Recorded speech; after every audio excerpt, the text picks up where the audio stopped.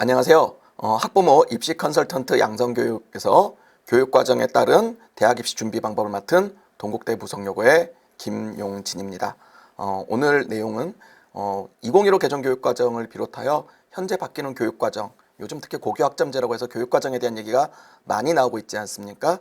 그런 것들과 대학 입시 관계에 대해서 좀 이야기를 나눠보려고 합니다.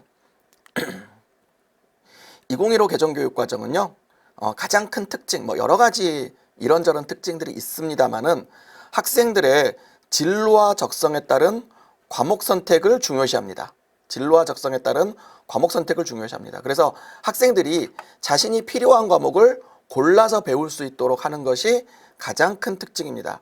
그렇게 해서 학생들이 자기가 고른 과목을 수업을 듣게 되면 아무래도 그 수업에 대해서 조금 더 적극적으로 참여하고 조금 더 열심히 하지 않겠습니까? 그렇게 해서 교수학습 경험의 질을 개선하는 것. 그것을 통해서 결국은 우리 아이들을 창의 융합형 인재로 기르고자 한다라는 게 2015 개정교육과정이 추구하는 방향입니다. 그래서 어떤 분들은 2015 개정교육과정이 과목 선택 자체가 목표인 것처럼 얘기하는데요. 그게 아니라 과목 선택을 통해서 조금 더 우리 아이들이 잘 배울 수 있게 하고 행복하게 공부할 수 있도록 해보자라는 겁니다. 그래서 과목 선택은 시작이고 어떤 과정이고 수단이지 그 자체가 목표가 아닙니다. 그래서 그 점을 좀 이해해 주셨으면 2015 개정교육과정의 구성에 대해서 이제 말씀을 좀 드리려고 합니다. 먼저 여기 보시면 창의적 체험활동이 있습니다. 창의적 체험활동에는 자율활동, 동아리활동, 봉사활동, 진로활동. 이거는 이전에도 다 했던 것들이고요. 학생들이 중학교 때도 했던 것들입니다. 그럼 뭐가 다른 거냐? 분류적인 행정적인 건 똑같아요. 다만 그것들의 내용을 조금 더 체계화하고 좀 더 정교화하고 그것을 좀 더 내실 있게 하자라는 게 창의적 체험활동 파트의 특징입니다. 그래서 학부모님들이나 학생들이 보기에는 창의적 체험활동은 변화가 없는 것처럼 보여요. 가장 큰 변화가 느껴지는 부분이 아까 과목 선택 말씀드렸잖아요. 그래서 교과 파트가 아주 많이 바뀌어 있습니다. 여기서 교과를 보시면요. 먼저 보통 교과가 있고요. 전문 교과가 있습니다. 전문 교과에는 전문교과 1, 전문교과 2가 있습니다. 보통 교과는 주로 일반고가 배우는 과목들을 보통 교과라고 합니다. 보통 교과는 양이 좀 많으니까 제가 좀 이따 말씀드리고요. 전문 교과는 좀 특별한 학교에서 배우는 과목들입니다. 그 중에 전문 교과 1은 특목고에서 배우는 과목입니다.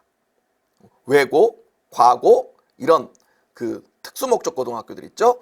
거기서 배우는 과목들을 주로 전문교과 1로 분류를 했고요. 그 다음에 전문교과 2는 주로 특성화고에서 배우는 과목들을 전문교과 2로 분류했습니다. 하지만 이 전문교과 1, 전문교과 2 둘 다 일반고에서도 개설할 수 있습니다. 즉 일반고 학생들도 필요하다면 학교가 개설할 경우 전문교과 1이나 전문교과 2를 배울 수 있습니다. 다만 전문교과 1이나 전문교과 2의 성격상 많은 일반고 학생들이 배우기에는 적절하지 않은 측면이 있겠죠. 하지만 어쨌든 학생들의 자기 필요에 따라 진로와 적성에 따라 필요한 과목을 골라 배울 때 전문교과라 할지라도 일반고에서도 배울 수 있다라는 거 기억해 주시면 좋겠습니다. 그러면 이제 보통교과를 좀 말씀드리겠습니다.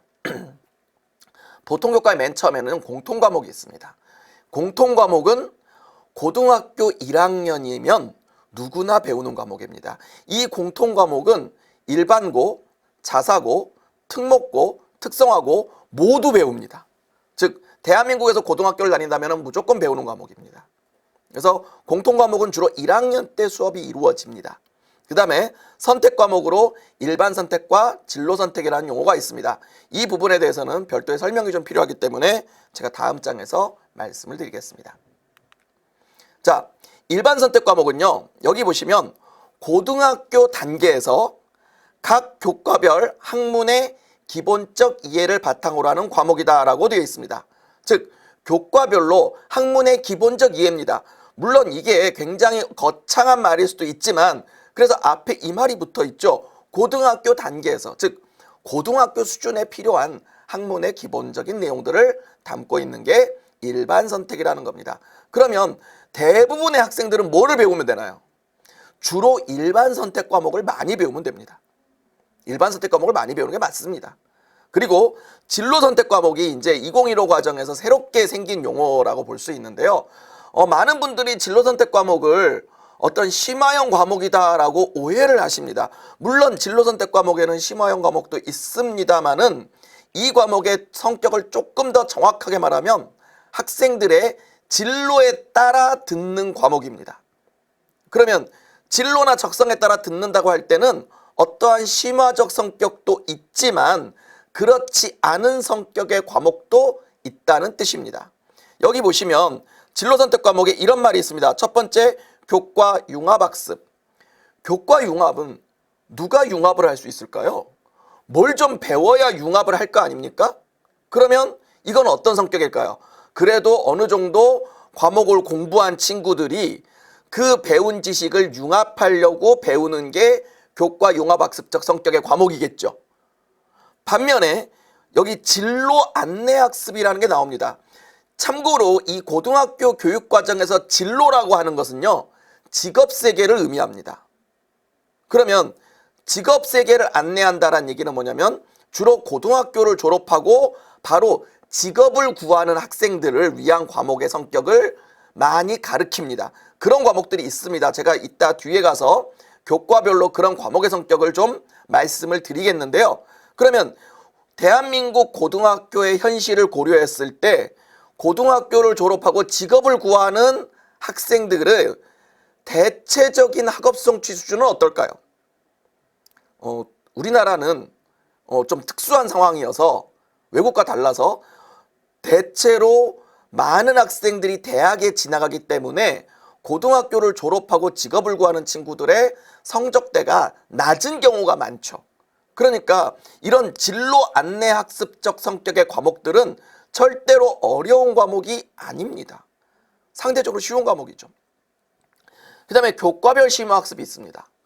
이건 과목 성격에 딱 나와 있죠. 심화학습입니다. 즉 어떤 일반 선택 과목을 배운 다음에 일반 선택 과목을 심화해서 학습하는 과목입니다. 이건 당연히 좀 어려운 내용이 되겠죠. 자, 마지막으로 실생활 체험학습 등이 가능한 과목이라고 되어 있습니다. 실생활 체험학습이라는 건요, 우리 아이들 중에 특정 교과를 아주 어려워하는 애들이 있어요. 그래서 그 아이들은 학문적 이론적으로 접근하지 말고 실생활과 연결해서 그 학문 분야를 조금 더 쉽고 재미있게 공부할 수 있게 하자라는 겁니다. 그러니까 이건 과목의 성격상 아무래도 내용 요소가 상당히 쉬울 수밖에 없겠죠. 그러니까 교과 융합학습이나 심화학습형 과목들은 어려운 과목이지만 진로 안내학습이나 실생활 체험학습형 과목들은 상대적으로 쉬운 과목이다라는 거 이해해 주시면 좋겠습니다. 자, 요번 장에서는요, 제가 그래서 국어, 수학, 영어, 한국사 이거를 부르고 우리는 기초 영역이라고 부릅니다. 이 기초 영역의 과목들에 대해서 제가 조금 말씀을 드리도록 하겠습니다. 일단 이거는 기억하셔야 돼요. 고등학교 교육과정에서 우리나라 학생들한테 너네 마음대로 골라라 라고 하면요, 아무래도 입시적이라든가 이런 것들 때문에 학생들이 국영수 중심으로 선택을 할 확률이 높겠죠.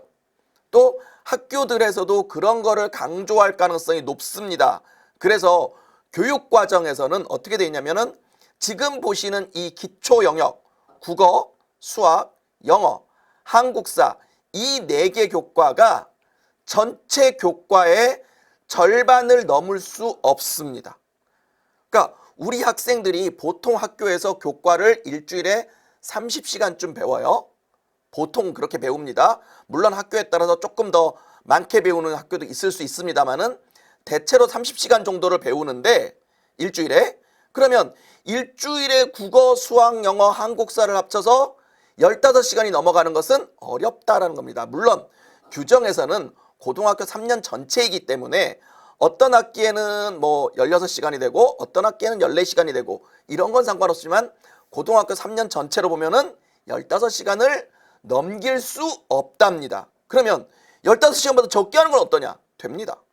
어떤 아이가 난 13시간 하겠다, 12시간 하겠다, 가능할 수 있습니다. 하지만 나는 3년 동안 매 학기 17시간씩 국영수를 하겠다.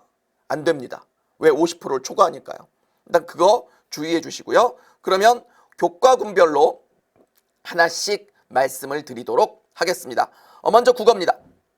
국어에는 공통과목 국어가 있습니다. 공통과목에 여기 국어, 수학, 영어, 한국사에 국어, 수학, 영어, 한국사가 있죠? 예, 이 과목들은 언제 배운다고요? 1학년에서 배웁니다. 물론 한국사는 1학년에서 배우지 않을 수 있어요. 하지만 대부분의 학교가 1학년 때 배웁니다. 왜냐하면 공통과목은 선택과목 이전에 배우라고 되어 있는데요. 여기 보면 한국사는 그 뒤에 선택과목란이 없잖아요. 그러니까 한국사는 원래 아무 데나 갈 수 있어요. 다만 과목의 성격상 요즘 대다수의 학교들이 1학년으로 한국사를 편성하고 있습니다. 그래서 한국사는 그렇게 넘어가고요. 자, 국어부터 볼게요. 1학년에서 공통과목 국어를 배웁니다. 일반 선택과 진로 선택이 있죠. 일반 선택의 국어, 화법과 작문, 독서, 언어와 매체, 문학이 있습니다. 이 중에 문학과 독서가 수능 공통 과목이고요. 언어와 매체, 화법과 작문이 수능 선택 과목입니다. 이 수능 과목은 제가 뒤에 별도로 슬라이드를 한 장 준비했으니까 그거는 이제 지금 여기까지만 말씀드리고 특별한 얘기는 드리지 않겠습니다. 이따 거기서 한번 말씀드릴 거니까요. 그러면 이 과목들의 성격을 알아야겠죠. 근데 국어는 좀 쉬워요. 화법과 작문, 뭘 배울까요? 화법, 말하고 듣고, 작문, 쓰고, 과목명 보니까 나와 있죠? 독서, 읽기. 그러니까 읽기는 우리 아이들이 어떤 문학 작품을 읽는 것도 있지만 애들이 말하는 소위 비문학 작품이라고 하는 것들 있죠. 뭐 논설문, 설명문 등 이런 거를 읽는 것도 있습니다. 하여간에 모든 읽기 다 그게 독서. 언어와 매체의 언어 파트예요. 문법적 영역이 들어 있습니다. 그러니까 학생들이 문법을 배우고 싶다. 그러면 뭘 해야 돼요? 언어와 매체를 해야 돼요. 그게 언어 파트에 들어 있어요. 그럼 매체는 뭐냐고요? 예, 요즘이 어떤 시대입니까? 우리 지금 동영상으로 만나고 있죠? 동영상도 매체입니다. 종이도 매체입니다. 요즘 그 인터넷 보면 하이퍼링크라고 하이퍼텍스트 있지 않습니까? 그것도 매체입니다. 소리도 매체입니다. 즉 이러한 다양한 매체적 속성에 따른 그 속의 언어적인 특징을 배우는 것, 그게 매체 부분입니다. 그러니까 언어와 매체에서는 주로 뭘 배우는지 느낌이 오시죠? 문학 뭔지 모르시는 분 안 계시겠죠? 고등학교 때 문학 안 배우신 분 없어요. 문학이 뭐냐 설명하라면 못해. 근데 문학이 뭔지 다 느낌이 오잖아요. 시, 소설, 수필, 극 이런 것들. 예, 그겁니다. 물론 아마 여기 이 글을 보시는 학부모님들이 학교 다닐 때의 문학과 요즘 학생들이 배우는 문학은 문학이란 건 똑같지만 작품들은 조금 달라졌죠. 그런 건 있지만 결국 그 문학을 배운다는 건 똑같습니다. 자, 그러면 일반 선택 다 말씀드렸어요. 국어과 진로 선택으로 갈게요. 자, 맨 먼저 보이는 게 실용국어가 보입니다. 자, 국어에도 실용국어 있고요. 슬라이드에서 약간 눈을 내려보세요. 수학에도 실용수학이 있고요. 영어에도 실용영어가 있죠. 국어, 수학, 영어에 모두 실용자 붙은 애들이 하나씩 있습니다. 얘네 실용사명제가 뭐냐? 아까 진로 선택에서 말했던 진로 안내학습용 과목입니다. 한마디로 말해서 고등학교를 졸업하고 직업을 구하려는 학생들을 위한 국어, 수학, 영어입니다. 그러면 실용국어, 실용수학, 실용영어는 고등학교를 졸업하고 직업을 구한 학생들이니까 어떤 내용일까요? 조금 더 쉽겠죠. 쉬운 과목입니다. 그러면 실용국어는 어떤 성격인데 대충 알만하다. 그러니까 얘네들은요 고등학교 졸업하고 바로 회사를 가는 거예요. 어떤 직장에 들어가요. 그럼 직장 생활에 필요한 말하기, 듣기, 읽기, 쓰기 이런 거 배우는 거예요. 뭐 이를테면 이런 것도 나와요. 내가 회사에 갔다. 우리 회사에 지금 과장님하고 부장님하고 신입사원이 나하고 셋이서 대화를 한다. 그러면 부장님 앞에서 과장님 부를 때 뭐라고 해야 되느냐? 과장님입니까? 과장입니까? 예, 이런 거 이제 애매하죠. 그럴 때 그런 것들을 가르치는 겁니다. 자, 그러면 심화국어가 뭐냐? 이 심화국어를 오해하시는 분들이 있는데요. 심화국어는 과목상 심하니까 어려운 거 아니냐? 맞아요. 그런데 무엇보다 어려운 거냐? 심화국어는요, 공통과목 국어의 심화예요. 그러면 일반 선택, 화법과 작문, 독서, 언어와 매체, 문학하고 뭐가 다르냐? 얘네들이랑 수준은 같아요. 왜? 공통과목 국어의 심화예요. 그런데 일반 선택 과목들은 그 국어의 특정 영역 하나씩을 다루고 있잖아요. 그런데 심화국어는 모든 영역이 다 들어있어요. 그러니까 얘는 고등학교를 졸업하고 대학을 가는 아이들을 위해서 고등학교 국어를 심화한다. 그러면 이 과목은 국어의 심화라서 대단히 어려운 것은 아니다. 조금 어려울 뿐이다. 그리고 국어의 모든 영역이 두루 들어있다. 이렇게 보시면 됩니다. 자, 그 다음에 마지막 국어의 진로 선택으로 고전 읽기가 있습니다. 자, 여기서 부모님들하고 좀 그 갭의 차이가 나올 것 같아요. 여기 계시는 오늘 들으시는 학부모님들은 어떻게 생각할지 모르지만 고등학교 수업하면 뭐가 떠오르세요? 선생님이 오시고요. 선생님이 교과서를 갖고 수업을 하시죠. 그런데 2015 개정교육과정이 되면서 교과서가 없는 과목이 만들어졌어요. 그러면 뭘 갖고 수업하라고? 그 학교가 그 학교 자체 교재를 만들라는 겁니다. 고전 읽기가 그거예요. 그러니까 만약에 여기 동대문구 고등학교, 동대문 고등학교라고 있다고 칩시다. 그러면 동대문 고등학교에서 고전 읽기를 개설했다라는 건 뭐냐면요. 동대문 고등학교에서 계시는 국어 선생님들끼리 우리 아이들한테는 이런 교재로 수업을 하자라고 자체 교재를 만드셔서 그걸로 수업하라는 뜻입니다. 그럼 뭘 수업하는데? 고전 읽기잖아요. 아, 그럼 이 고전이 뭐냐고요? 이걸 또 어떤 분들은 그러면 국어 시간에 배우는 고전 문학이냐, 뭐 정철의 관동별곡 이런 거 배우느냐? 아니고요. 인류의 고전입니다. 클래식입니다. 그러니까 인류 역사에 있는 수많은 종류의 좋은 글들이 있죠. 그 글들 중에 학생들이 읽어야 될 고전 원전을 중에서 학교에서 발췌를 해서 뭐 고전이 여러 개 있지 않습니까? 물론 정철의 관동별곡 같은 것도 고전이라고 볼 수 있죠. 그것도 일부 포함될 수 있겠지만 그런 것만이 아니라 동서양을 아우르고 해서 우리의 고전이라고 할 만한 것들을 읽는 수업입니다. 그래서 실제 고전 원전 텍스트를 갖다 놓고 읽고, 물론 그거를 책 전부를 읽는 건 아무래도 어렵겠죠. 그러니까 이제 일부 발췌독이 되겠죠. 그 다음에 요약하고 토론하고 글로 써보고 발표하고 이런 수업을 하라는 과목입니다. 다만 이게 교과서가 없기 때문에 학교별로 굉장히 큰 편차를 통해서 운영될 수밖에 없는 그런 특징이 있습니다. 자, 제가 이렇게 해서 이제 국어를 말씀드렸는데요. 이제 더 큰 마의 수학이 나왔습니다. 수학, 머리만 생각해도 지끈지끈한 수학입니다. 학생들이 가장 어려워하고 가장 싫어하는, 하지만 가장 중요한 교과가 수학입니다. 왜? 수학은요, 다른 것들과 달리 아주 위계가 분명해요. 고등학교 교육과정 중에 가장 위계가 분명하고요.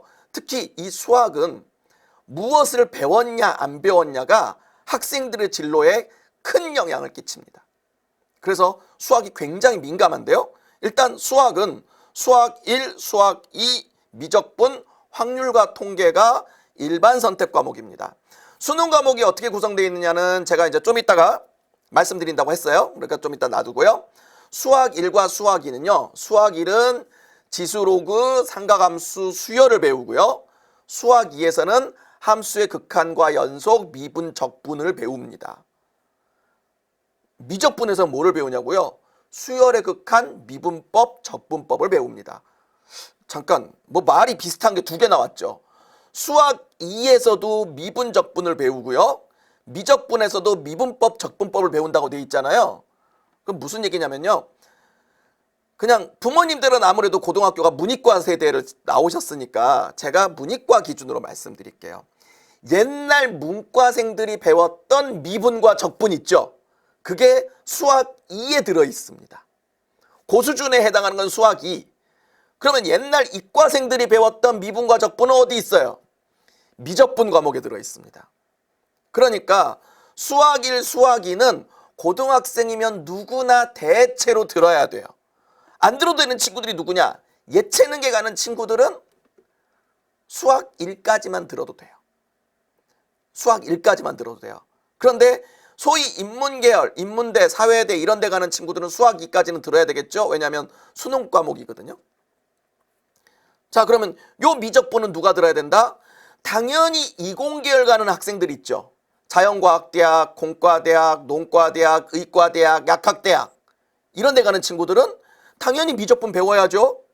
그러니까 이를테면 저기 서울의 아주 상위권 대학에 공대를 지원하면서 미적분을 배우지 않고 지원을 했다.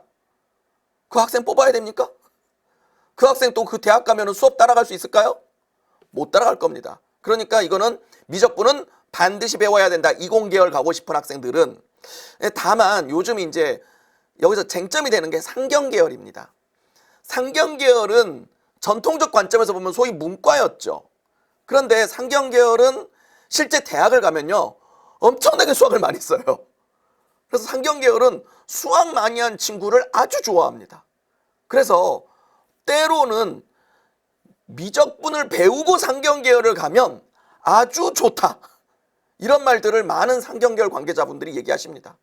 좀 미적분을 많이 공부하고 왔으면 좋겠다. 물론 이제 학생들이 이게 어려우니까 잘 안 배웁니다만은 어쨌든 그래서 상경계열 가는 친구들도 가능하면 미적분을 배울 수 있으면 배우면 좋다라는 거 말씀드립니다. 자, 이제 확률과 통계인데요. 확률과 통계는 쉽습니다. 확률, 통계, 그냥 과목명에 딱 눈에 보이죠? 네, 이렇게 됩니다. 자, 이제 진로 선택으로 갈게요. 진로 선택이 좀 많아요. 일단 실용수학. 좀 전에 말씀드렸죠? 실용국어, 실용수학, 실용영어는 뭐? 고등학교 졸업하고 직업을 구하는 학생들을 위한 국어, 수학, 영어. 그러니까 쉽다. 얼마나 쉽냐면요. 국가교육과정에서 실용국어, 실용수학, 실용영어는요. 1학년은 배우는 공통과목 국어, 수학, 영어 이전에 배울 수 있다고 규정했어요. 그러니까 1학년 공통과목 국어, 수학, 영어가 원래 1학년에서 배우는 거라고 그랬잖아요. 근데 그거 이전에 배울 수 있다. 그만큼 뭐예요? 쉽다는 얘기죠? 예. 그래서 실용수학은 그렇게 있고요. 기하, 이거 기하 이제 좀 만만치 않은 과목이 나왔습니다. 과거에는요, 아이들한테, 이제 이과 아이들한테, 문이과가 있을 때, 야, 너네 수학 뭐가 제일 어렵니? 그럼 애들이 기백이요, 기하와 벡터라고 해서 기백이라고 했습니다. 그랬는데, 우리나라 수학과 교육과정 내용이 많다 이런 얘기가 참 많지 않습니까? 그래서 수학과 교육과정에서 내용을 좀 줄였어요. 그래서 옛날 기하와 벡터는 2차 곡선, 평면 벡터, 평면 도형, 공간 도형 뭐 이렇게 있었는데요. 그 중에 그 뒤에 공간 벡터가 있었거든요. 그러니까 공간 좌표를 가지고 공간 벡터가 나오고 공간 도형이 있었는데 공간 벡터를 싹 빼버렸어요. 공간 벡터가 빠지면서 과목명에서도 벡터를 빼고 기하로 만들었어요. 그러면 기하는 예전보다 내용 요소가 맨 뒤에 있던 어려운 게 빠졌네요. 그래서 언제 배운다? 아주 쉬워졌어요. 그래서 기하는 고등학교 1학년 수학을 배운 다음에 바로 배울 수 있도록 규정되어 있습니다. 그래서 기하가 있고요. 경제수학이라는 게 있습니다. 경제수학. 경제수학은 과목명에 딱 느낌이 오시죠? 뭐 하는 친구들을 위한 수학? 상경계열 가는 친구들을 위한 수학. 그러니까 이 친구들을 위한 수학인데요. 이게 좀 어렵습니다. 그래서 경제수학이 상당히 어렵다라는 게 좀 특징이고요. 그 다음에 수학과제 탐구는요. 이거 별거 없어요. 얘가 아까 국어 수학의 고전 읽기처럼요. 교과서가 없어요. 그럼 뭐 하자는 과목이에요? 얘는 어떤 수학적 내용을 가르치는 게 아니고요. 내가 어떤 고등학교 때 배웠던 수학을 바탕으로 뭔가 수학적 주제를 잡아서 그 수학이 어떻게 쓰이느냐 스스로 보고서를 써보는 과목이에요. 그러면 이건 언제 배워야 될까요? 그래도 뭘 좀 배운 다음에 해야 되겠죠? 예. 다만 이거는 과목이 교과서가 없기 때문에 어떻게 운영하는지도 역시 학교에 따라 달라집니다. 그 다음에 기본 수학이라는 게 생겼어요. 기본 수학이 이제 무슨 얘기냐면요. 우리나라에 가장 많은 말이 수포자라는 단어입니다. 수학을 포기한 학생들이 많죠. 그래서 그 친구들이 도저히 수학이 안 되니까 얘네들아 이거라도 공부해라. 그래서 한 중학교 2학년 수준부터 고등학교 1학년 수준에 이르는 것 중에서 좀 쉬운 거, 즉 공통과목 수학에서도 좀 쉬운 것만 추려가지고 만든 게 기본 수학이에요. 이 기본 수학은 2019년 12월에 만들어진 과목입니다. 그래서 아마 학교에는 지금 별로 적용되고 있지 않고 있는데 일단 그런 과목이 있습니다. 그 다음에 인공지능 수학이라는 과목이요. 2020년에 만들어졌어요. 이거는 실제 인공지능과 관계된 수학을 배우는 과목입니다. 그래서 뭐 그거 그냥 보시면 되겠고요. 자, 그런데 아까 제가 수학은 위계가 있다 그랬잖아요. 수학은 위계가 있어서 미적분은 수학 1과 수학 2를 배운 다음에 배우게 돼 있습니다. 그러니까 수학 1, 2를 배우고 배워야 돼요. 그 다음에 경제수학은 수학 2를 배운 다음에 배우게 되어 있습니다. 그럼 나머지 과목들은 언제 배우냐? 공통과목 수학을 배운 다음에 바로 배울 수 있습니다. 그러면 어떤 수학과에 대해서는 그런 위계라든가 이런 거는 간략하게 말씀을 드린 것 같습니다. 자, 이제 영어입니다. 영어는 일단 1학년에 공통과목 영어가 있습니다. 그리고 영어회화, 영어 1, 영어 독해와 작문, 영어 2가 있는데요. 결과론적으로 말했을 때 영어 회화와 영어 독해와 작문은 영어의 영역이에요. 영어는 듣기, 말하기, 읽기, 쓰기 이렇게 되어 있거든요. 영어 회화니까 듣기, 말하기에 관한 영역이고요. 영어 독해와 작문은 읽기와 쓰기에 관한 겁니다. 그래서 영어 회화, 영어 1, 영어 독해와 작문이 같은 수준, 영어 2가 좀 더 어려운 수준 이렇게 보시면 되겠습니다. 그래서 영어 1, 2는 당연히 듣기, 말하기, 읽기, 쓰기를 모두 다루고 있고요. 요거에 대해서는 실은 뭐 그 내용 요소가 뭐 친숙한 일상적 생활이냐, 뭐 비교적 다양한 주제냐, 다양한 주제냐 이런 식으로 나눠지는데 그거는 학부모님들은 그냥 이렇게만 기억하시면 돼요. 영어 회화, 영어 1, 영어 독해와 작문이 같은 수준, 영어 2가 좀 더 어려운 수준 이렇게 나누시면 됩니다. 자, 그 다음에 이제 진로 선택 과목 가볼게요. 실용 영어. 좀 전에 말씀드렸죠? 실용 영어는 쉬운 겁니다. 영어권 문화는요, 실제 영어를 사용하는 여러 나라들의 문화, 즉 생활 양식, 풍습, 사고방식 이런 것들을 다루는 과목입니다. 그 다음에 진로 영어는요, 직업세계에 관계된 영어예요. 그러니까 이건 직업세계들과 즉 여러 직업세계 상황들을 감안하여 만들어진 영어로요. 영어 1보다는 어려워요. 영어 1보다는 어려워요. 영미문학 읽기도요. 얘도 교과서가 없습니다. 그러니까 국어, 수학, 영어에 교과서가 없는 과목이 다 하나씩 있죠. 영미문학 읽기도 교과서가 없어서요. 실제 얘는 영미문학을 읽고 감상하는 거예요. 그럼 얘가 교과서가 없으면 어떡하라고요? 학교 선생님들이 실제로 교재를 구성하셔야 돼요. 어떤 시를 읽힐까? 뭐 영어 계열의 시 유명한 사람들 많이 있을 거 아닙니까? 그러면 누구누구의 시를 1단원에서 공부하자. 누구누구의 소설을 2단원에서 공부하자. 거기서는 그래서 이 작품, 거기에 따른 활동지, 작품, 활동지, 작품, 활동지 이런 식으로 학교 자체 교재가, 그러니까 책 형태로 꼭 되어 있지 않더라도 학교 자체적으로 이렇게 그 교재가 구성되어 있고 그것을 수업하도록 되어 있습니다. 자, 기본 영어가 나왔습니다. 아까 좀 전에 수학에서 말씀드렸죠?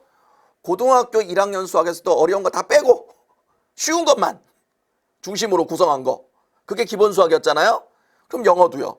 고등학교 1학년 영어에서 어려운 거 싹 빼고 쉬운 것만 그렇게 만든 게 기본 영어다라고 이해하시면 되겠습니다. 자, 이제 국어, 수학, 영어를 다 마치고요. 사회과학으로 왔습니다. 사회는 일단 일반 선택에 뭐 1학년 때 통합사회, 통합과학을 배우고 과학탐구 실험을 배우는 거는 뭐 전국이 다 똑같습니다. 뭐 다 학교에서 학교 지정으로 배우니까 특별히 고민할 게 없고요. 자, 여기 보시면 사회는 한국지리와 세계지리가 있어요. 한국지리와 세계지리는 지리 계열의 과목, 세계사와 동아시아사는 역사 계열의 과목. 동아시아사는 뭐예요? 한중일 삼국을 중심으로 한 동아시아의 역사입니다. 물론 여기 몽골이라든가 뭐 베트남이라든가 이런 데가 좀 끼긴 끼어요. 그런데 한중일 삼국이 아무래도 동아시아에서는 중요하죠. 네, 거기 중심이고요. 그 다음에 경제, 청취화법, 사회문화.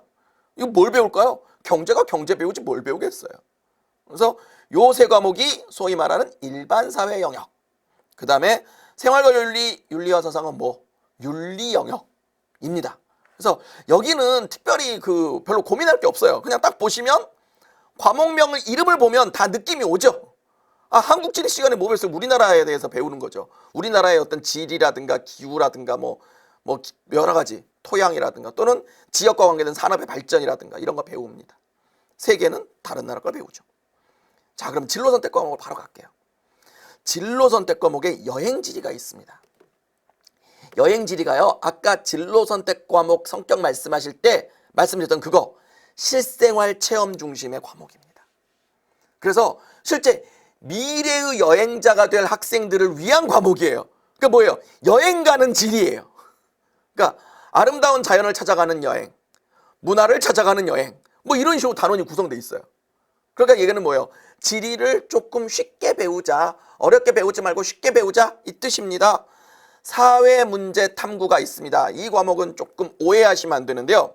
이 과목을 보시고 많은 분들이 뒤에 탐구에다 방점을 찍으시는데요. 그게 아니에요. 이 과목은 앞에 사회문제가 중요해요. 실제로 교과서가 있어서요. 얘는 사회문제의 개념을 배우고 우리 사회의 대표적인 문제들, 학교폭력, 게임, 과몰입, 저출산 고령화, 소수자에 대한 차별 등 우리 사회 문제 현상을 배우고 마지막에 가서 그 사회 문제들에 대한 어떤 보고서를 써보는 것까지 연결되는 겁니다. 그러니까 보고서를 쓰는 건 맞아요. 근데 기본적인 앞에 사회 문제에 대한 학습이 전제예요. 그렇기 때문에 사회 문제 탐구는 그래도 조금 이제 난이도가 있겠죠. 고전과 윤리도요. 이것도 교과서가 있어요. 그러니까 국영수에는 교과서가 없는 과목들이 하나씩 있었지만 이제부터 나올 과목들은 다 교과서가 있습니다. 그럼 고전과 윤리는 뭐냐? 실제 윤리에 관한 고전들, 정말 고전들이죠. 정말 그 철학적 고전들을 중에서 발췌해서 과목이 구성됐어요. 그러니까 아무래도 학생들한테 조금 어렵겠지만 근데 이게 어려워봤자 고등학교 수준이잖아요. 그래서 아주 대단히 어렵진 않아요. 다만 학생들이 이제 윤리, 그러면 생활과 윤리나 윤리와 사상을 배우잖아요. 그것들에서 배울 만한 내용들 중에 일부의 고전의 원전들을 좀 발췌해서 넣고 설명 있고 그렇게 구성되어 있습니다. 그래서 고전과 윤리는 조금 어렵다. 사회문제 탐구 조금 어렵고 여행지리는 쉽다. 이렇게 이해해 주시면 좋겠습니다. 자, 이제 과학 볼게요. 과학은 물리학, 화학, 생명과학, 지구과학 1 일반 선택, 물리학, 화학, 생명과학, 지구과학 2 진로 선택. 1과 2는 위계입니다. 1을 배우고 2를 배우는 겁니다. 그러면 물리학 시간에 뭘 배울까요? 뭘 배우긴 뭘 배워요? 물리학 배우지. 뭐 궁금한 게 있어요? 물리학 시간에 물리학 배운다. 화학 시간에 화학 배운다. 생명과학 시간에 생명과학 배운다. 당연한 거죠? 1이 일반 선택, 2가 진로 선택입니다. 그러면 여기 물리학, 화학, 지구과학 1, 2는 다 끝났죠? 말이 필요 없죠? 그러면 과학사. 이 과학사를 어떤 분들은 역사니까 이게 문과생들이 배우기에 좋은 과목 아니냐. 천만의 말씀입니다. 이게요. 과학을 정말 제대로 공부할 학생들에게 그 과학의 역사를 알게 하는 거예요. 그래서 아주 어렵습니다.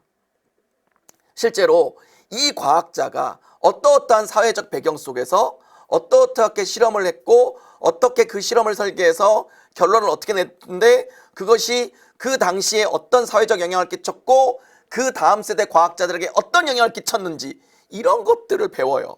상당히 어려워요. 내용 요소가 굉장히 어렵습니다. 생활과 과학. 이건 느낌이 오죠. 생활과 과학이에요. 진짜 일상생활 속에 들어있는 과학을 배우는 겁니다. 그래서 이 속에는요. 식품 첨가물의 과학. 요즘 우리가 코로나 때문에 이렇게 직접 만나지 못하고 동영상으로 만나지 않습니까? 그러면 감염병에 대한 예방 이런 것들도 거의 과학이 다 들어있죠. 그런 것들의 과학. 그런가 하면은 그 염색, 파마 이런 것들에 대한 과학. GPS, 다리 설계 이런 것들이 있는 과학. 이런 다양한 것들이 있는 과학. 심지어 스포츠에 있는 과학. 왜 탁구공은 민질민질한데 골프공은 홈이 퐁 파여 있을까요? 그런 것들에 대한 과학. 정말 생활 속에 있는 거잖아요. 그런 것들을 배우는 과학입니다. 그래서 얘가 생활과학이 실생활 체험학습으로 과학을 배운다. 과학을 좀 쉽고 재미있게 배우자라고 있는 과목입니다. 융합과학은요, 과학을 융합하는 겁니다. 그러니까 어떻게 해야 돼요? 과학을 좀 배운 다음에 그 배운 지식을 바탕으로 과학을 좀 융합적으로 배워보는 과목입니다. 그래서 얘는 좀 어려워요. 왜냐하면 그래서요, 얘는 시작이요, 우주의 기원, 빅뱅이라는 것부터 시작합니다. 그래서 우주의 기원, 우주의 기본 입자, 생명의 탄생 뭐 이런 것도 있고요. 어떤 화학, 물리학, 지구과학 이런 것들이 다 섞여 있어요. 그런 것들이 과학이다라고 보시면 되겠습니다. 자, 체육, 음악, 미술에 해당하는 예술이 나와 있습니다. 일단 체육은요, 모든 학생이 반드시 매 학기 배우게 되어 있습니다. 모든 학생이 매 학기 배워야 됩니다. 그래서 우리 아이는 체육을 싫어하는데요. 뭐 어떤 여학생들 같은 경우 체육을 싫어하는 학생들이 있어요. 근데 그래도 체육은 매 학기 배우게 되어 있습니다. 그러다 보니까 체육은 대부분 학교가 이건 학교 지정이에요. 학생이 고르고 말고가 없어요. 다만 이제 학교에서 일부 체육 계열 지나가고 싶은 학생들을 위해서 체육 과목을 개설해 주기도 하니까 뭐 이거는 일반 학생들은 크게 신경 안 써도 되겠고요. 그러니까 학교가 체육 과목을 고를 수 있게 해주면 그거는 대체로 무슨 과목이다? 체대를 가고 싶은 학생들을 위한 과목이다 라고 이해하시면 됩니다. 자, 예술 계열은요, 음악, 미술, 연극, 음악, 연주, 감상과 비평, 미술 창작, 미술 감상과 비평 이렇게 되어 있는데요. 이 음악과 미술 파트도요, 반드시 배워야 되는 필수 이수 단위가 있어요. 그래서 필수 이수 단위가 있기 때문에 대부분의 학교가 그걸로 구성되어 있습니다. 그러면 학교 지정으로 돼 있겠죠, 대부분? 그러면 이거 선택 과목으로 있는 경우는 뭐냐? 음대나 미대 가고 싶은 학생들을 위한 선택 과목인 경우들이 있어요. 그럼 주로 뭐를 끌고 오겠어요? 음악, 미술, 체육에 관한 전문 교과들을 많이 끌고 오겠죠? 그거는 다 일일이 제목을 말씀드릴 수 없어요. 왜냐면 여기서 없는 게 그런 거예요. 여기 안 보이면 그거예요. 전문 교과예요. 그러니까 여기서 본 거 아닌 뭐 이상 야릇한 과목이 들어와 있다. 이건 전문 교과구나 라고 이해하시면 됩니다. 자, 이제 생활교양으로 있는데요. 먼저 기술과정, 제2외국어, 한문, 교양이 있습니다. 여기도요, 학생들 중에서 내가 굳이 이 과목을 배워야 되냐라고 하는 경우가 있는데 국가가 정한 필수 이수 단위가 있습니다. 그래서 대부분의 학교에서 이거는 어느 만큼을 들어야 된다라고 안내합니다. 그러면 뭘 배우면 좋냐고요? 아무거나 배워도 돼요. 자기가 관심 있는 거. 왜냐하면 기술과정과 정보 같은 경우는 뭐 대부분 학교에 이제 많이 개설되어 있습니다만은 농업생명과학부터 지적재산 일반까지는요, 개설된 학교가 거의 없습니다. 솔직히 이 거의 개설된 학교를 찾기가 어려워요. 그 다음에 제2외국어는요, 1, 2가 있죠. 각 언어별로. 학교마다 많아야 제2외국어 선생님이 2종류 정도 계십니다. 요즘은 이제 일본어, 중국어가 많이 있죠. 그러니까 있으면 일본어, 중국어 배우고 없으면 많은 거예요. 그리고 이제 학교들의 공동교육과정이라고 해서 이제 남의 학교에 가서 배우는 과목으로 다른 언어를 배울 수 있지만 이거는 우리 학교에 없으면 못 배우는 겁니다. 그래서 제2외국어는 1, 2가 있다? 뭘 배울까요? 그 언어 배웁니다. 한문 1, 2 역시 마찬가지죠. 그 다음에 여기 교양 파트가 있습니다. 철학, 논리학, 심리학, 교육학, 종교학, 진로와 직업, 보건환경, 실용경제, 논술. 이 교양은요, 뭐가 특징이냐? 시험을 안 봅니다. 시험을 안 봐요. 자, 지금까지 말씀드린 모든 과목이 시험을 봐요. 그리고 성적을 내요. 그런데 교양은 시험을 안 봐요. 시험을 안 봤으니까 성적도 안 내요. 성적도 안 내요. 단 세부능력 특기사항은 씁니다. 세부능력 특기사항은 씁니다. 그래서 그 점 보시겠습니다. 제가 지금 이제 성적 얘기를 좀 했잖아요. 그래서 이제 성적 처리 방법에 대해서 좀 말씀드릴게요. 여기 지금 성적 처리 방법이 쭉 나와 있는데요. 부모님들이나 또는 이렇게 우리 지금 컨설턴트 양성호 과정에 하신 분들한테 가장 민감한 과목은 뭐예요? 등급을 내냐 안 내냐 이거죠. 그런데 여기 보시면 공통 과목이나 기초 탐구 생활교양의 일반 선택 과목은 등급을 내요. 등급을 내요. 등급 냅니다. 체육 예술 파트는 A, B, C 3단계로만 표시해요. 3단계로만 표시해요. 그러니까 체육, 음악, 미술은 3단계로만 표시하고 마는 거예요. 아까 교양은 뭐라고 했어요? 시험을 안 본다 그랬죠? 그래서 P, 무조건 패스로 표시해요. 아니 그러면 패스면 페일은 없냐? 예, 페일은요 학교 잘리는 거밖에 없어요. 그러니까 안 나오죠. 학교를 잘렸으니까 패스, 페일이에요. 근데 학교를 잘렸으니까 성적표가 안 나오잖아요. 그러니까 그냥 P밖에 없어요. 학교 다니면 P예요. 시험 안 봐요. 세특은 써요. 그런데 진로 선택 과목은 자 등급이라는 게 뭐예요? 상대평가에 한 등급이죠. 4% 1등급, 그 다음 7% 2등급 이거잖아요. 그런데 진로 선택 과목은 원점수, 평균, 표준 편차를 내지 않고요. A, B, C 3단계로 내요. A, B, C 3단계만 내요. 그럼 뭐예요? 등급을 안 내요.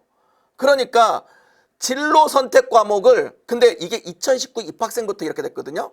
그러니까 지금 고3 학생들은 2018 입학생이잖아요. 지금 고2 학생들은 2019 입학생이잖아요. 그러니까 지금 고2 학생들부터는 진로 선택 과목의 등급을 안 냅니다. 2018 학생들까지는요 냈어요. 그러니까 걔네들은 근데 이미 고3이 됐으니까 끝났고 더 이상 과목 선택할 일 없으니까 등급을 내지 않으니까 자기가 필요한 과목은 등급 걱정하지 말고 들어야 돼요.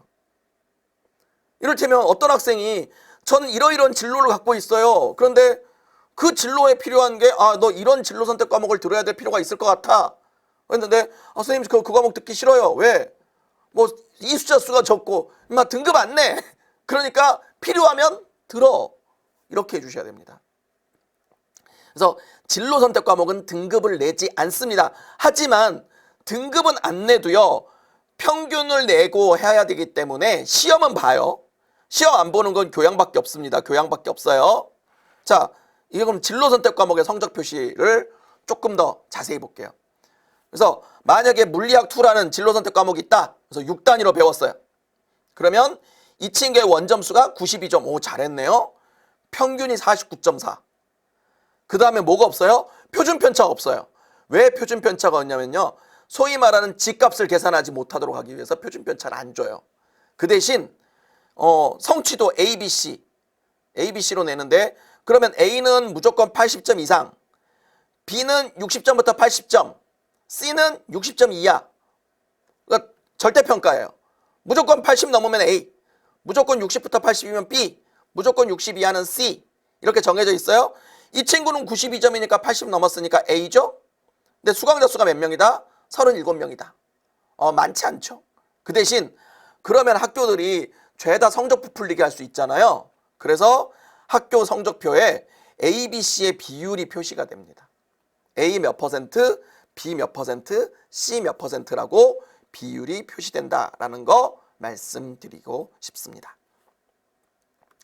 자, 아까 제가 수능 과목에 대해서는 특별히 말씀을 안 드렸잖아요. 국어할 때 잠깐 말씀드렸고요. 이제 지금 좀 말씀드리려고 합니다. 국어는요.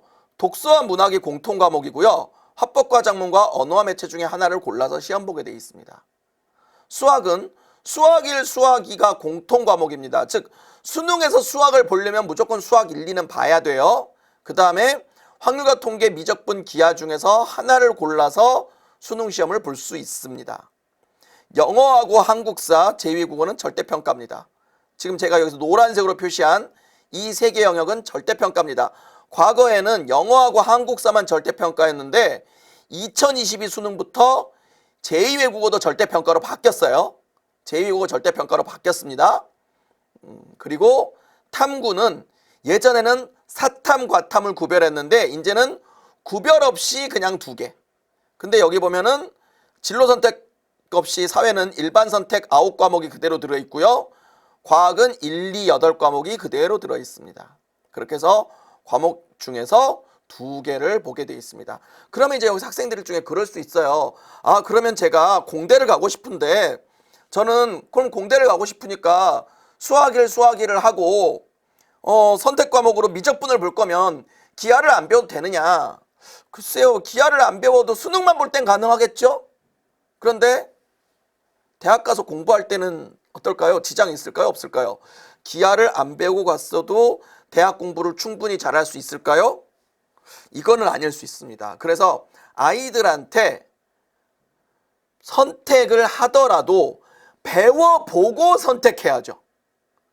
내가 배워보니까 이를테면 국어에서 화법과 작문과 언어와 매체가 있어요. 둘 중에 하나만 수능시험 보면 돼요. 그러면 화법과 작문 배워보고 언어와 매체를 배워본 다음에 나는 어느 과목이 점수가 더 잘 나와. 그러면 그걸 수능시험 보면 되죠. 그런데 어떤 학생들은 아예 배우지 않는 경우도 있어요. 그런 경우는 조금 우려스러운 바가 있습니다. 왜냐하면 배워보지도 않고 골랐기 때문에 제대로 골랐을까에 대한 걱정이 되는 거죠.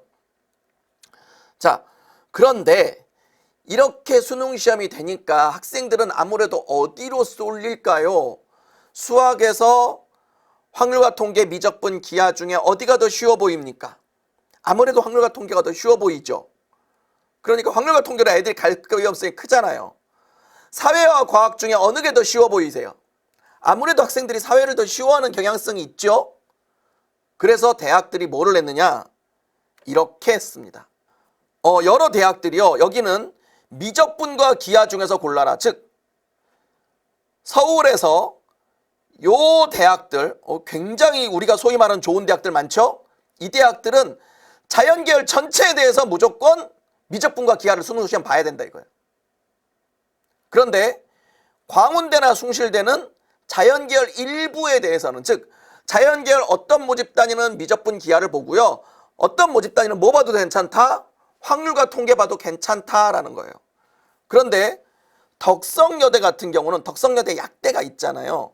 의학학 계열에서만 미적분 기하를 보라라고 한 대학들이 있어요. 인천 경기 지역에서도요, 자연계 전체에 대해서 한 대학, 일부 모집 단위에서 한 대학, 의학학 계열만 한 대학, 이렇게 나눌 수 있고요. 지역에서도 역시 마찬가지입니다. 홍대 세종은 자연계열 전체에 대해서 미적분 기하를 지정을 했고요. 지역 거점 국립대들은 주로 일부 모집 단위에 대해서 미적분 기하를 보도록 했고요. 지역 소재 사립대학들, 이런 대학들은 그냥 의학학 계열 정도만 미적분 기하 보고 나머지는 확률과 통계 봐도 괜찮다라고 해놓았습니다. 그러면 과탐은 어떠냐? 사탐과 과탐은 역시 이렇게 되어 있습니다. 여기도 꽤 서울에 좋은 대학들이 많이 보입니다. 이 대학들은 자연계열 전체에 대해서 아까 숭실대 같은 경우는 수학에서는 확률과 통계를 봐도 괜찮았죠. 그런데 과학은 무조건 과탐 봐야 돼요. 과학은 무조건 과탐 봐야 돼요. 네, 그런 대학들이 있어요. 그런가 하면 뭐 자연계열 일부 모집 단위 하는 대학, 의학계열만 이렇게 하는 대학들이 다 있습니다. 그럼 여기 가천대 같은 경우는 어때요? 아까 수학도 상관없었죠. 과학도 상관없었죠. 그 대신 뭐가 있어요? 가산점이 있어요. 또 미적분을 보거나 과탐을 보는 친구들에 대해서는 가산점을 대학에 따라서는 5%, 대학에 따라서는 10%, 심지어 20%까지 주는 대학도 있습니다. 그런 것들은 진학 파트에서 따로 정리가 될 거라고 보기 때문에 저는 그냥 그런 대학이 있다라는 거 정도만 말씀드리겠습니다. 자, 이제 이쯤 되다 보니까 그래, 그럼 무슨 과목이 무슨 과목인지는 알겠다. 그런데 그런 과목 선택이 아이들의 대학 입시에 긍정적으로 평가받느냐, 어떤 의미가 있느냐, 그걸 또 따져야 되죠. 아무리 과목 선택 필요한 과목 듣는다, 중요한 과목 듣는다 다 좋은데 대학을 못 가면 꽝 아니냐? 그럴 수 있습니다. 그래서 지금부터는 이 과목 선택이 대입에서 어떤 영향이 있는지에 대해서 좀 말씀을 드리고자 합니다. 지금 보시는 그림 학생부 종합전형의 평가에 대한 그림으로 건국대회 6개 대학이 공동 연구한 거에 나오는 그림이죠. 아마 이 그림 처음 보시는 분은 없을 겁니다. 아마 이 그림을 처음 보신다는 것은 고등학교에 자녀를 두신 적이 없는 분일 거예요. 고등학교 자녀가 다니면 정말 이 그림 지겹게 나옵니다. 그런데 제가 이 그림을 다른 분들 하시는 걸 보니까 주로 뭐만 하냐면요, 학생부 종합전형 평가 요소로 학업 역량, 전공 적합성, 인성, 발전 가능성이 있다, 이 얘기만 열심히들 하시더라고요, 대체로. 그런데 여기 보시면요, 여기 아주 많은 것들이 있죠. 많은 글자들이 있잖아요. 이 글자들을 다 얘기하실 시간이 없으셨나 봐요. 제가 볼 때 왜 그러냐 봤더니 너무 글씨가 작아. 그래서 제가 약간 편집을 바꿔왔어요. 학업 역량은 학업 성취도, 학업 태도와 의지, 탐구 능력을 평가 요소로 하고, 전공 적합성은 전공 관련 교과목 이수 및 성취도, 전공에 대한 관심과 이해, 전공 관련 활동과 경험, 인성은 협업 능력, 나눔과 배려, 소통, 도덕, 성실, 발전 가능성은 자기주도성, 경험 다양성, 리더십, 창의적 문제 해결력 이렇게 되어 있습니다. 야, 이 정도만 줘도 상당히 대학들이 뭔가 구체적 정보를 주고 있는 것 같죠? 그런데 실제 이 연구가 나온 보고서에 보면요, 더 자세하게 돼 있어요. 제가 그걸 봤더니요, 이렇게 돼 있더라고요. 학업 성취도는 해가지고 요 질문들 있죠. 이 질문들을 통해서 학업 성취도를 평가한대요. 그러니까 전체적인 교과 성적은 어떤가, 학기별 성적은 고르게 유지되는가, 상승 하락하고 있는가 뭐 한대요. 그런데 오늘은 학생부 종합전형의 서류평가를 말씀드리는 게 아니라 과목 선택과 관계된 거잖아요. 그러면 이 중에 과목 선택과 관련된 요소가 뭐가 있느냐라고 해서 제가 그것들만 조금 빨간색으로 표시를 해봤습니다. 학업 성취도 파트에 보니까요, 전공과 관련된 기본 과목은 어느 정도 이수했는가, 즉 우리 전공을 배우기에 필요한 기초 학업 능력 과목을 배웠냐 안 배웠냐 이거예요. 이거 묻는데요. 과목별 이수자 수의 규모는 어느 정도인가? 학생들 중에요, 과목 고르라고 했더니요, 과목의 이수자 수가 많고 적음만 따져서 고르는 학생들이 있어요. 어느 과목에 숫자가 많대요. 그런데 대학에서는 숫자가 적은 과목도 보겠다는 거예요. 왜 숫자가 적을까요? 어떤 과목이 숫자가 적을까요? 만약에 학생들한테 과목을 여러 개를 주고, 야, 여기서 네가 원하는 거 몇 개를 골라라 라고 했을 때 어떤 과목이 숫자 많은 학생들이 고르고 어떤 학생이 조금 고를까요? 예, 쉬운 과목이 많이 고르고요, 어려운 과목일수록 조금 골라요. 그러니까 어려운 과목은 조금밖에 안 골랐으니까 점수 따기 어렵다 이런 생각을 하겠죠. 그래서 과목별 이수자 수의 규모는 어느 정도인가? 그러니까 200명이 들은 과목이냐 20명이 들은 과목이냐 따지겠다는 겁니다. 그런가 하면은 학업 태도와 의지에 관한 부분에서 새로운 지식을 획득하기 위해 자기 주도적 태도로 노력하고 있는가? 자기 주도적 태도가 뭐예요? 스스로 목표를 세우고 그걸 계획하고 실천하고 평가하고 피드백을 해서 새로운 목표를 수립하고 이런 과정을 스스로 하는 애들이 자기 주도적인 거 아닙니까? 그러면 난 이런 전공을 공부하고 싶어요. 나는 전자공학과를 가고 싶어요. 나는 의대를 가고 싶어요. 나는 수학교육과를 가고 싶어요. 나는 경제학과를 가고 싶어요. 이렇게 목표를 세웠다면 거기에 따른 실행수단도 스스로 세워야 되죠. 그러면 수학교육과를 가고 싶고 경제학과를 가고 싶고 전자공학과를 가고 싶고 의대를 가고 싶은 학생이라면 어떤 과목을 들어야 될까요? 거기에 필요한 과목을 골라서 들어야 되겠죠.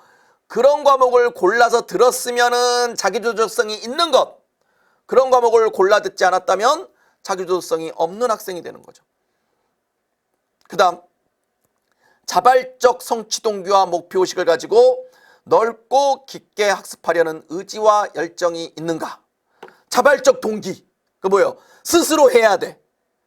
넓고 깊게 학습하려는 의지와 열정을 어떻게 보일 거야?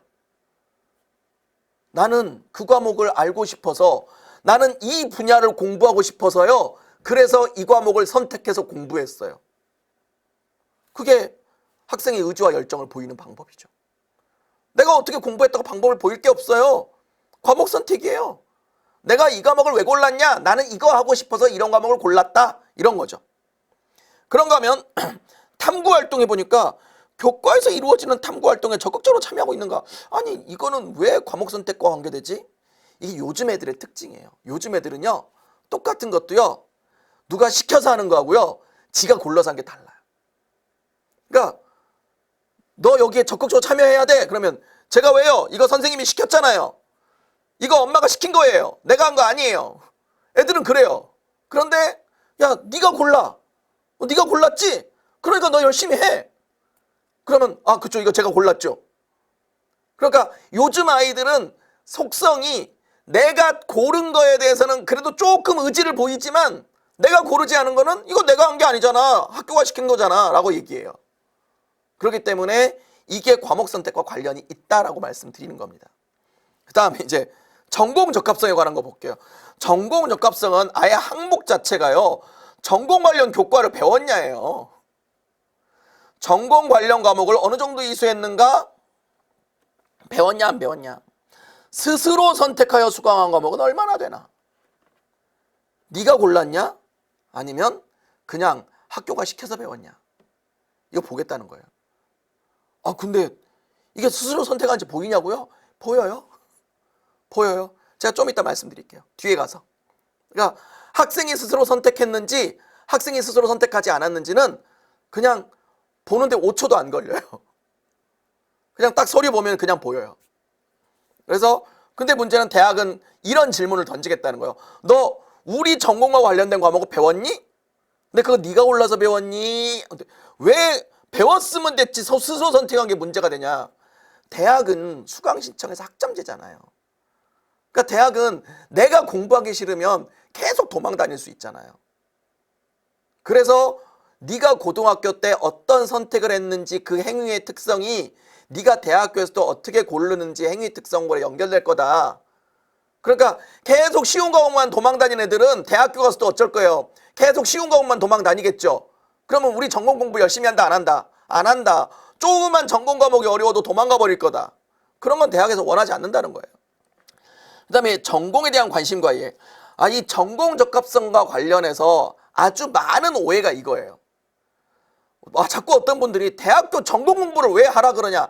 아니에요. 대학은 우리 전공이 뭐 하는 데인지 알고 오라고 했지 대학 전공 공부를 미리 하고 오라고 한 적이 없어요. 대학은 우리 전공에 대해서 관심이 있고 우리 전공이 뭐 하는 데인지 이해하고 있느냐예요. 그러니까 애들이 자꾸 대학이 뭐 하는 데인지도 모르고 와가지고 교수님 여기는 제가 생각했던 대학이 아닙니다. 그럼 어쩌자고. 저 자퇴하겠습니다. 대학은 싫은 거예요. 그러니까 우리 과가 뭐 하는 데인지 알고 왔으면 좋겠다. 우리 과에서는 A를 배우는데 가끔 어떤 학생들 그런 학생이 있어요. 저희가 그거 보면은 학생이 막 얘기를 해요. 넌 대학 왜 가니? 전 이런 공부를 해보고 싶어요. 그래서 무슨 과를 가고 싶다는 거야? A과를 가고 싶어요. 그런데 그 학생이 공부하고 싶다는 것과 A과가 전혀 달라요. 그러면 그건 전공에 대한 몰리해죠. 그런 것 때문이었습니다. 그래서 지원 전공에 대해 흥미와 관심이 있는가? 자신의 경험과 지원 전공의 연관성을 설명할 수 있는가? 흥미와 관심이 있다면, 자, 이 친구가 이 전공에 대해서 흥미가 있고 관심이 있다면 이 전공이 뭐 하는 데인지 알아봤겠죠. 그러면 이 전공 공부를 하고자 한다면은 고등학교에서 어떤 과목을 배워야 될지 알겠죠. 공대를 가려면 미적분 기하를 배우고 가야 되고 물리학을 배우고 가야 되잖아요. 그러면 그 사실을 알아야 되잖아요. 그래서 그게 뭘로 연결돼야 돼요? 자신의 경험과 전공의 연관성을 설명할 수 있는가? 이 경험이요? 고등학생들에는 가장 큰 경험이 뭐예요? 수업 듣는 거지. 그러니까 나는 내가 이 전공을 가고 싶어서 이 전공이 뭐 하는 데인지 알아보니까 이 전공은 이 과목을 배워야 되는 전공이다. 그래서 나는 이 전공 과목을 배웠다. 그게 대학 과목을 배우는 게 아니라 고등학교 과목을 배운 거예요. 내가 왜 고등학교에서 이 과목을 배웠냐? 내가 고등학교에서 이 과목을 배워야 대학교에서 이 공부를 할 수 있기 때문이다 라는 거죠. 그래서 저는 오늘 지금 학업 역량과 전공 적합성 부분과 관련하여 어떤 학생의 과목 선택이 왜 대학 입시 학생부 종합전형 서류평가에서 중요한가에 대해서 말씀을 드렸습니다. 그러면 여기에 대해서 또 몇 가지 좀 보고 싶은 게 있어요. 이 대학에서요, 참 많은 학생들이 가고 싶어하는 대학이죠. 그런데 이거 제목 보세요. 2015 개정 교육과정에 따른 고교생활 가이드북. 그 굉장히 우리 오늘 주제하고 밀접하게 관계되겠죠?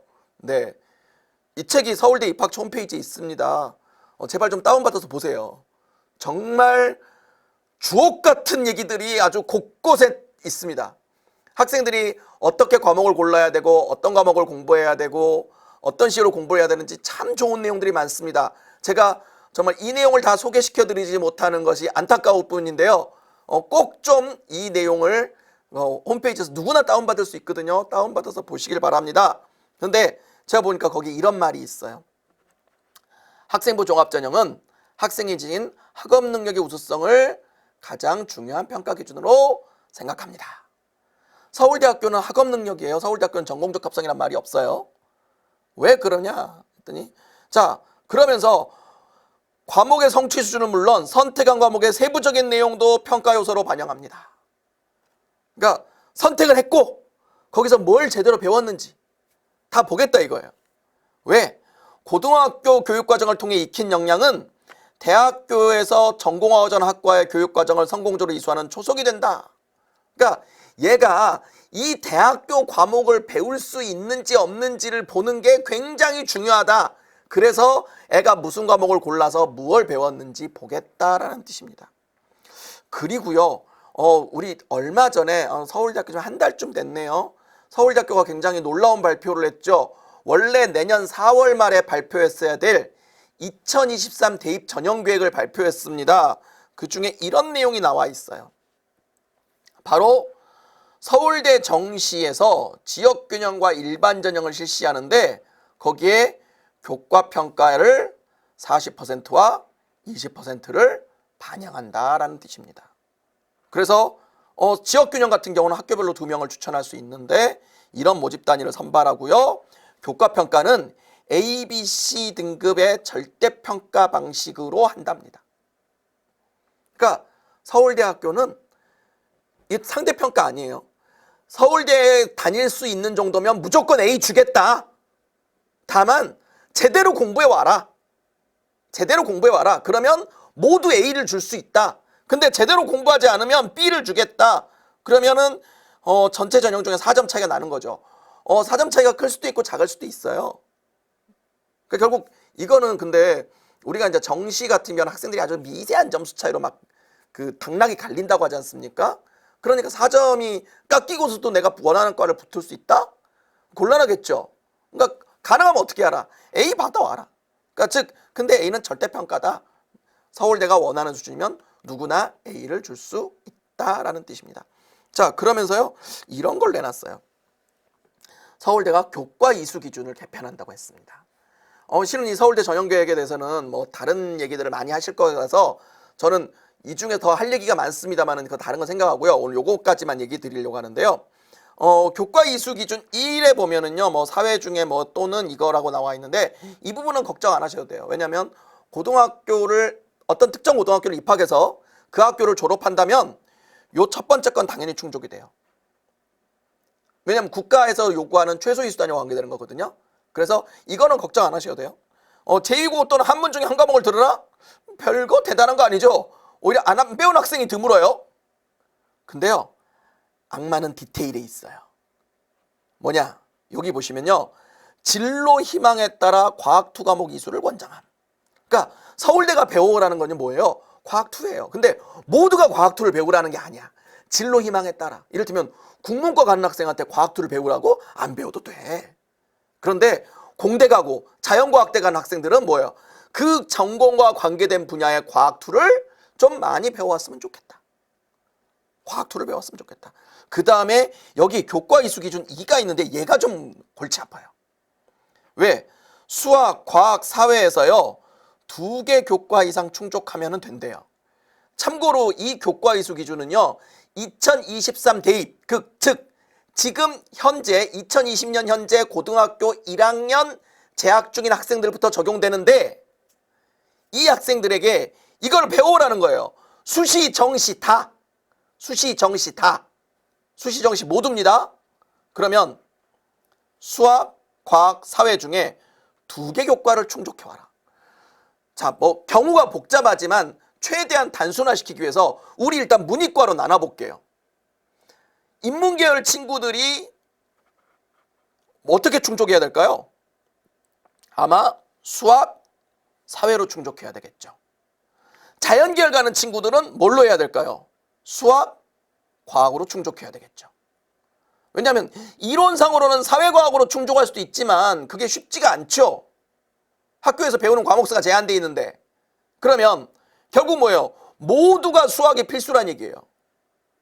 근데 수학인데 일반 선택 4과목 또는 일반 세대 진로 하나? 잠깐, 우리가 지금 문이과로 생각을 좀 단순화시켜 보고 있어요. 소위 문과 학생들은 수능 시험을 뭐뭐 보죠? 수학 1, 수학 2, 확률과 통계 이렇게 3개 배우는 거 맞습니까? 수학 딱 수능 공부만 하고자 하는 학생이라면 3과목만 배우고 안 배워도 되죠. 그러면 이 조건을 충족할 수 있나요?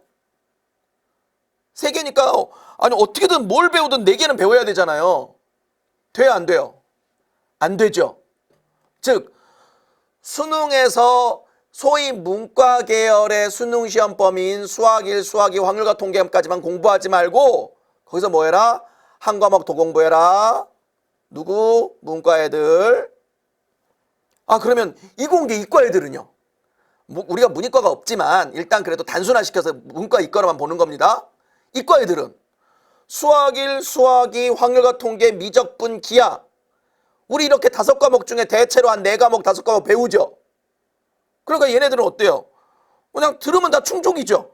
이거는 이공계 가는 애들은 정상적인 고등학교 교육과정을 이수해오면 되는구나. 근데 인문계열 오는 애들은 수능 시험 범위 플러스 알파를 해야 되는구나. 자, 그 다음에 과학 보겠습니다. 일반 셋의 진로 둘, 일반 둘의 진로 셋. 과학 1이 일반이잖아요. 과학 2가 진로잖아요. 그러면 과학 1 3개, 과학 2 2개? 어렵나요? 아니 쉽죠? 과학 1 2개, 과학 2 2개 배우고 뭐 생활과학이나 과학사나 융합과학 하나 더 배운다. 가능하죠? 이거 별거 어렵지 않아요. 학교에서 과학 5과목 이상 배우니까. 한 과학 6과목 정도 배우니까 어렵지 않아요. 그러니까 자연계열 학생 애들은 수학과학을 고등학교를 정상적으로만 다니면 다 충족이 돼요. 근데 인문계열 학생들 아까 수학에서 조금 힘들었죠? 하나 더 배워야 됐죠? 사회 볼까요? 일반 셋의 진로 하나, 일반 둘의 진로들. 뭐를 꼭 끼워라? 진로 선택 하나를 반드시 끼워라. 즉 수능 시험 범위가 일반 선택 범위로 묶여 있잖아요. 그러니까 인문계열 학생들은 수능 공부만 하지 말고 수능 공부 플러스 알파까지 더하고 와라. 그래야 된다라는 조건입니다. 이게 서울대 이수 조건인데 이게 문이과 공통이에요. 그러니까 서울대권을 가고자 하는 친구들은 이거를 보고 자기의 과목 선택 계획을 세워야 되겠죠. 이 점 생각해 주시기 바랍니다. 그러면 서울대만 그러냐? 아니에요. 이거는 제가 동국대학교 학생부 종합전형 가이드북에서 캡처를 했는데요. 동국대학교가 분석 사례로 지원자별 특징을 얘기하면서 이렇게 뵀어요. 교과 성적을 전체 과목 성적, 주요 과목 성적, 비주요 과목 성적, 전공 관련 과목 성적. 즉 동국대학교 이거 보면요. 요 모집 단위별로요. 전공 관련 과목은 뭐뭐뭐뭐다라고 가이드북에 나와 있어요. 이게 2020 대입과 2021 대입 가이드북에 다 다른 과들이 나와 있습니다. 그거 보면은 학과별로 전공 관련 과목이 뭐다가 써져 있는데 그 과목 성적들만 한 번 더 체크해서 보겠다라는 뜻입니다. 자기는 그거 본대요. 아까 전공 관련 교과목을 배웠냐 안 배웠냐 이런 거 따졌잖아요. 그럼 그 과목을 잘했냐 못했냐도 보겠다는 뜻입니다. 자, 이 자료는요. 경희대학교가 과거에 발표했던 자료입니다. 경희대 자연계열 전체 지원자 합격자의 과학2 이수자 비율의 차이입니다. 여기서 제일 핵심은요. 물리예요. 이 당시에는 이제 물리2였죠. 지금은 과목명이 물리학2로 바뀌었습니다만은. 물리2는 지원자는 35.5% 정도가 배웠는데 합격자는 46.7%가 배웠다. 그래서 11.18이 차이가 났다라는 거죠. 한마디로 뭐예요? 경희대 자연계열에 오려면은 물리학2를 배우는 게 매우 큰 도움이 된다. 나머지들은 이런 오차들은요. 실은 통계적으로 무의미한 오차라는 거예요. 왜냐면 보세요. 화학2의 지원자 72.7%가 배웠어요. 그러니까 배울 애들은 다 배우고 왔어. 그러니까 변별이 안 돼. 근데 물리는 3분의 1 정도만 배우고 왔기 때문에 근데 합격자는 절반이 배웠다는 거예요. 그러니까 물리학2를 배우냐 안 배우냐가 경희대 자연계열에 영향을 미쳤다는 거죠. 자, 이렇게 보시면 돼요. 우리나라 주요 대학의 모든 공대는 물리학2를 배우기를 바랍니다. 모든 공대는. 그러니까 하여간에 좌우지간 공대다 그러면 일단 물리학2는 끼우고 본다. 그러니까 물리학2를 배운 거를 좋아한다. 그런데 심지어 요즘은요. 어떤 학생들은요. 자연계열을 간다면서 물리학 1도 안 배우는 학생들이 있어요. 과목을 고르라고 했더니 그러면 이제 뭐 물리학 2를 배우기를 바라는 대학에 공대에 원서를 내면서 물리학 1을 안 배웠다. 이거 그 대학이 뽑을까요? 안 뽑겠죠? 그러니까 학생들도 지원을 안 해요. 그럼 지원을 안 하니까 어떻게 해? 쓸 과가 별로 없어. 그러니까 안 배워도 물리학을 안 배워도 되는 과들만 경쟁률이 높아지고 물리학을 배워야 될 과들은 물리학을 배운 애들만 원서를 쓰니까 경쟁률이 떨어지는 경우가 있어요. 그래서 혹시 아이들의 과목 선택을 지도하실 때는 아이들은 물리학이 어렵다고 자꾸 피하려고 하는데 피하면 네가 대학 갈 곳도 줄어든다 라는 거 말씀해 주시기 바랍니다. 다만 아까 제가 말씀드린 그 책의 이 표지입니다. 고교생활 가이드북 표지인데 이런 건 있어요. 전공 관련 과목이라는 게 이렇게 꼭 정해져 있느냐? 꼭 그렇지 않은 경우도 있습니다. 주로 인문계열인데요. 여러분들의 목표와 과정에 따라 필요한 사회 과목이 있다면 그 과목을 공부하는 게 나올 수 있습니다. 여러분들은 경제학 이론을 한국사에 활용하고 싶다, 한국의 철학사 연구를 해보고 싶다, 지리학을 활용한 한국사 연구를 해보고 싶다 등의 목표를 가질 수 있습니다. 그러면 뭐예요? 이 친구 지금 뭐 하는 거면요, 역사과예요. 국사학과. 그러면 국사학과를 전공하는 친구는 동아시아사, 세계사를 공부하는 건 어쩌면 당연할 수 있잖아요. 그런데 만약에 경제학 이론을 한국사에 활용하고 싶다면 뭐가 더 도움이 될 수도 있다? 실용경제 같은 과목 또는 경제 같은 과목이 도움이 될 수도 있고요.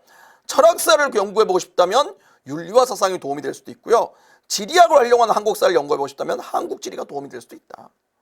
즉 이게 왜 그러냐면 소위 인문계열 모집단위들은 이 전공을 하기 위해서 이 과목을 들어야 된다라는 게 이게 좀 강하지 않아요. 학생의 흥미에 따라 좀 다양할 수 있습니다. 그런데 아까 보면 자연계열은 어때요? 물리학 배웠냐 안 배웠냐, 화학 배웠냐 안 배웠냐 이런 게 좀 더 강해요. 이게 조금 다릅니다. 반면에 역시 그 책에 이런 게 있어요. 화학을 전공한다고 해서 화학만 공부하는 거 권장하지 않는다. 화학을 전공하고 있으면 화학을 공부하는 건 상식이다. 당연하죠. 나 화학과 가고 싶어. 그럼 화학 1, 2 해야 돼. 당연해요. 근데 뭐 물리학, 생명과학, 지구과학의 학문 분야는 매우 긴밀하게 얽혀 있다. 그러니까 어쩌라고? 물화생지를 웬만하면 다 공부하고 왔으면 좋겠다. 물론 서울대니까 뭐 2까지 다 배웠으면 좋겠지만 그건 현실적으로 어려울 수 있잖아요.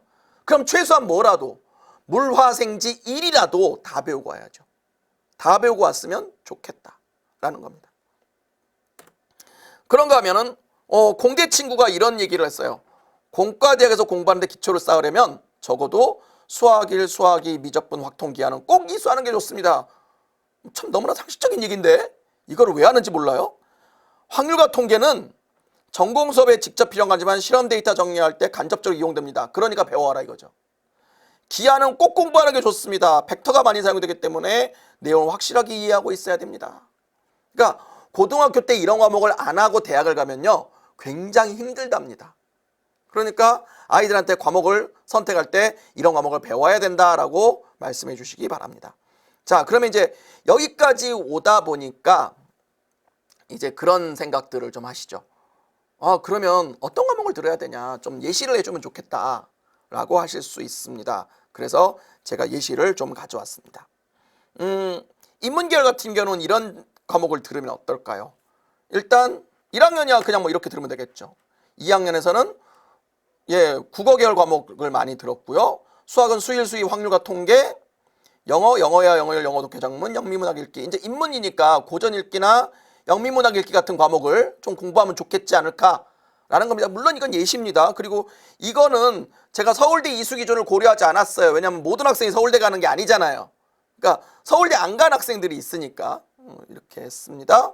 그런가 하면은 사회는 어떤 걸 들으냐? 한국지리, 세계지리, 세계사, 동아시아사, 경제, 정치법, 사회문화, 생활과 윤리사상, 사회문제 탐구 중에 한 4개에서 6개 정도 배우면 어떻겠냐? 뭐 자기 취향에 따라서 배우면 된다는 거죠. 과학은 과학 1, 생활과 과학 중에서 한두 개 정도 배우면 된다. 인문계 갈 거니까 과학은 많이 안 해도 된다. 그 다음에 뭐 예술, 그 다음에 생활교양도 이런 식으로 공부하면 어떨까라고 제가 예시를 한번 들어봤고요. 그러면 상경계열 가는 친구들은 어떠냐? 여기 이제 이게 들어와야죠. 경제수학이나 미적분 같은 과목을 들으면 좋겠다. 그러니까 경제수학을 들어도 좋고 아니면 경제수학을 듣기 어려울 형편이라면은 미적분을 듣는 것도 괜찮다. 그리고 세계사, 세계지리, 경제, 정치화법 같은 일반 사회계열 과목과 세계사 세계지리 같은 과목. 왜 세계사 세계지리를 좀 넣어봤냐면요. 아이들이 이제 요즘 워낙 그 경제라고 하는 게 이제 국제적으로 서로 연결이 많이 돼 있잖아요. 그래서 좀 이런 것들을 공부하면 어떨까라고 예시를 들어봤습니다. 이건 어디까지나 예시입니다. 반면에 혹시 간호보건 계열을 가고 싶은 친구들이 있어요. 간호보건 계열 가고 싶은 친구들은 수학을 한 3과목, 뭐 한 과목 정도 더 들어도 되고 아니도 되고, 뭐 국어 그냥 쭉 두루두루 그냥 들으면 되고, 영어 대충 두루두루 들으면 되고, 그 대신 정치와 법, 윤리, 법이라든가 윤리에 관한 사회 과목을 들어야 될 것 같다. 그리고 과학으로는 화생 원투는 들어야 될 것 같다. 왜냐면 이쪽 가면 워낙 화학생명과학을 많이 쓰니까 라고 예시를 좀 들어봤습니다. 자연과학 계열은요, 물리학 1을 꼭 들어야 됩니다. 물리학 1, 2 들어야 되겠죠. 그리고 수학에서 미적분, 확률과 통계, 기하. 근데 당연히 그러다 보니까 뭐 이런 것 중에서 한두 개, 뭐 나머지 국어 듣고 뭐 생활교양 이런 것 중에서 한두 개를 들으면 좋지 않을까라는 생각을 해봅니다. 공학에서도요. 공대 가는 친구들이니까 사회에서 정치법이나 경제 같은 과목 좀 들었으면 좋겠고요. 물리학 원투. 네. 뭐 정말 민감합니다. 아주 민감합니다. 그리고 당연히 수학에서는 미적분, 확률과 통계, 기하 뭐 얘기할 필요가 없죠. 뭐 이거 말이 필요 없습니다. 당연한 얘기입니다. 반면에 예술계열 가는 친구들은 어떨까? 예술계열 가는 친구들은 어떨까? 라는 겁니다. 예술계열 가고 싶은 친구들은 세계사나 생활과 윤리 또는 여행지리, 굳이 좀 공부를 어렵지 않게 하고 싶은, 왜냐하면 이 친구들은 내신 성적이 크게 중요하지 않을 수 있거든요. 실기 중심 전형이 많으니까. 그래서 그냥 자기한테 그걸 이해하는데, 특히 세계사 같은 과목은요, 미술사나 음악사를 이해할 때 굉장히 중요하거든요. 그렇고 그걸 한 다음에 이제 그 예술 관련 전문 교과를 좀 들으면 어떨까라고 말씀드렸습니다. 그리고 제가 이제 아까 그 말씀을 드렸어요. 제가 지금 슬라이드를 가져오지 않았고 말로 할 건데요. 뭐냐면 학생이 과목을 스스로 선택했는지 아닌지를 대학이 알 수 있다라고 말씀드렸죠. 제가 그거는 마지막에 가서 말씀드린다고 했잖아요. 뭐를 보고 알 수 있냐면요. 학교생활기록부에 과목의 이수자 수를 보면 됩니다. 만약에 어떤 학교가요, 과목을 다 학교가 지정하잖아요. 지정하면요, 어떻게 될까요? 전교생이 다 같이 듣겠죠. 혹은 어떤 과목은 학교가 내부적으로 왠지 문이과를 나눴어요. 야, 문과생 다 이거 들어, 이과생 다 이거 들어. 그러면 그 과목들은 어떨까요? 그 학교 문과생이 다 들었으면 이수자 수가 똑같죠. 문과생이 다 똑같이 들었으니까. 그래서 대학에서 뭐라 그러냐면요, 이수자 수의 다양성을 보면, 그러니까 이수자 수가 어떤 대학은요, 2종류, 3종류밖에 없대요. 전교생이 다 듣는 과목, 계열 전체가 듣는 과목. 그러면 2종류밖에 없어요. 그런데 어떤 대학은, 어떤 고등학교를 딱 보면 과목마다 이수자 수가 다르대요. 왜? 다 골랐거든요. 아이들한테 과목을 고르라고 했더니 서로 다른 과목들의 이수자 수가 우연히 일치할 확률이 얼마나 된다고 보십니까? 거의 없죠. 그러니까 아이들이 스스로 선택한 과목인지 아닌지는 과목의 이수자 수를 보면 됩니다. 근데 이걸 제가 예를 들어 드리려면요, 생활기록부를 갖고 와야 되는데요, 이 생활기록부는 실제 자료를 이렇게 지금 보여드릴 수가 없어요. 그래서 제가 그것만은 자료를 보여드리지 않고 이렇게 말로 대신 했습니다. 그래서 오늘 전체적인 내용은 2015 개정교육과정의 각 과목별 성격, 그리고 2015 개정교육과정에 따른 과목 선택이 대학에서 어떻게 평가받는지, 그리고 각 진로 계열별로 어떤 과목을 들으면 좋을지에 대한 예시들을 말씀드렸습니다. 오늘 내용은 이상 마치겠습니다. 감사합니다.